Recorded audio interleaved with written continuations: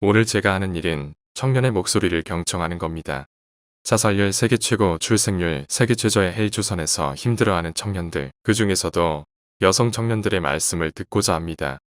최근 보도에 따르면 작년에 모든 연령대의 남녀를 통틀어 20대 여성의 자살 증가율이 가장 높았습니다.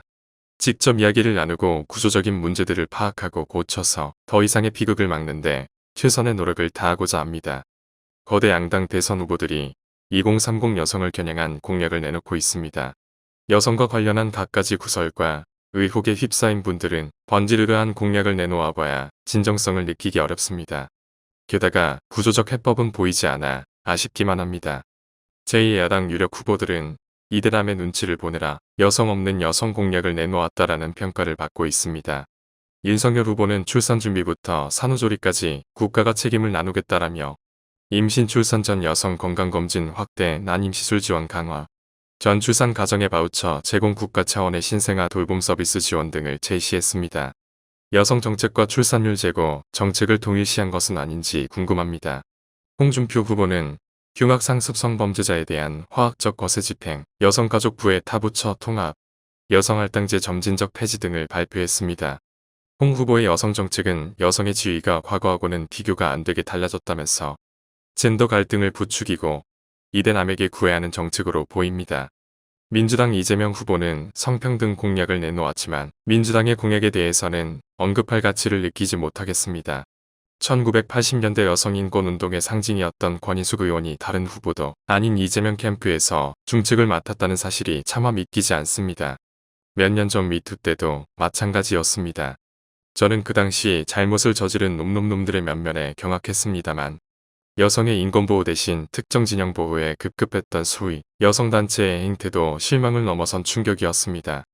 여성 인권조차 편 가르기 진영 논리로 접근했고 결국 서울과 부산시장의 성폭력 사건으로 이어졌습니다. 정부 여당은 여성 문제에 관해서라면 진보의 탈을 쓴 수구구태 세력입니다. 이재명 후보에게 도덕성을 요구하는 지지자는 없으신 것 같습니다. 다만 그분들께는 도덕성 없는 후보가 어떤 공약인들 지킬 것이며 말 바꾸고 거짓말하면서 공약을 안 지킨들 무슨 욕을 할 수 있을 것인지 묻고 싶습니다.